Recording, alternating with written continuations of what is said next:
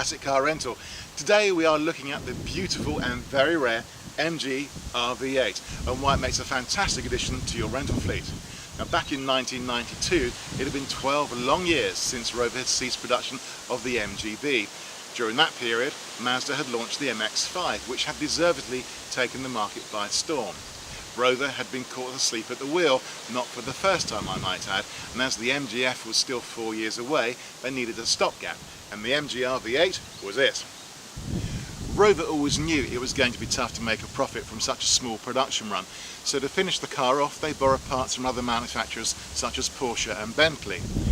However, due to that convoluted production process, the car was extremely expensive to build, so any ambitions of going head-to-head with the Mazda MX-5 were quickly dismissed as the car was launched at an ambitious £26,000, £11,000 more than the Mazda.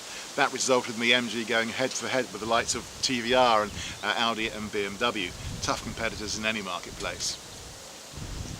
Consequently, the motoring press were less than enthused about the MGR and quickly tagged it as an overpriced, underdeveloped, cynical marketing exercise, trading on the emotions of wealthy, misty-eyed MG owners looking to recapture their past. They may have had a point. As a result, early sales were lethargic, but fortunately Rover decided to display the car at the 1993 Japanese Motor Show, where it was an instant hit. It was love at first sight for the Japanese, and they snapped them up like it was a rare breed on the verge of extinction in their favourite restaurant. Over 75% of the 2,000 cars made were sold there, and here's the thing. Japanese car buyers are a canny bunch, and they know a good thing when they see it. So whilst a Mercedes-Benz or a Porsche Roadster from around that same period can now be purchased for less than $3,000, you can't get an MGR on your drive for less than $15,000. And for a well-sorted, low-mileage car like this one, you're going to be paying double that. Those misty-eyed nostalgists are having the last laugh now. So why does this car make sense for your rental fleet? Well, there are two reasons. First, for the investor, it has those vital ingredients. It's both beautiful and rather rare. So if anybody's looking for something exclusive to drive, it's a great choice. Secondly, you have those wonderful rear wings.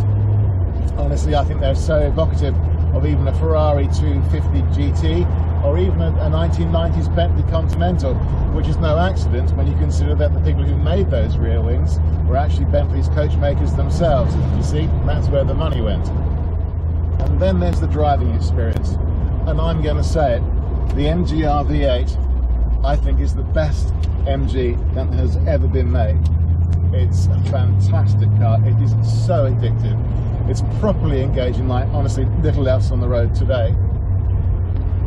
And whilst you're behind the wheel, you're in a very exclusive club because there are less than 500 of these cars on the road today. So it's very unlikely you'll see another one unless you're at a car show.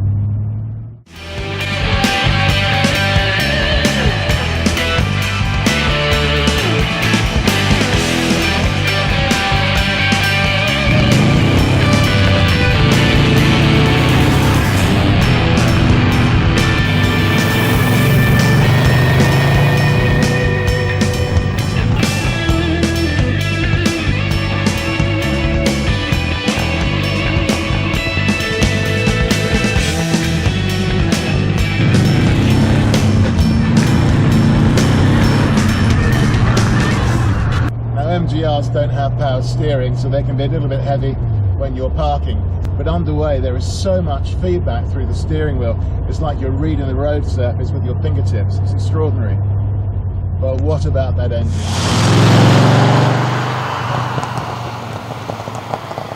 Honestly, it has more crackle and pop than a bowl of Rice Krispies. It has a very, very naughty noise. I've actually owned this car for 2 years, and I've never actually had the stereo on. I mean, seriously, why would you? I don't even know if it works. Enter PIN code. Anyway, the point is, it has so much personality. It literally thunders you through the rev range. And if you put it into 5th gear at 30 miles an hour, this engine has so much torque, I think it would just push you up Ben Nevis without even breaking so much as a sweat.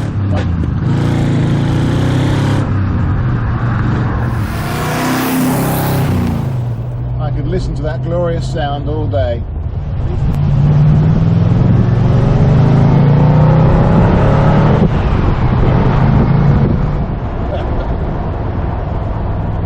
Okay, 190 horsepower isn't particularly powerful by today's standards, but this car is light, so this is going to get you from 0 to 60 in less than 6 seconds and push you on to 135 miles per hour, and that's more than enough to embarrass most modern hot hatches. You get a lot of car for your money with the RV8. It's beautiful, very rare, fast, loud, wonderfully charismatic, and enormous fun. Honestly, this car is so addictive, it should really have its own wing at the Betty Ford Clinic.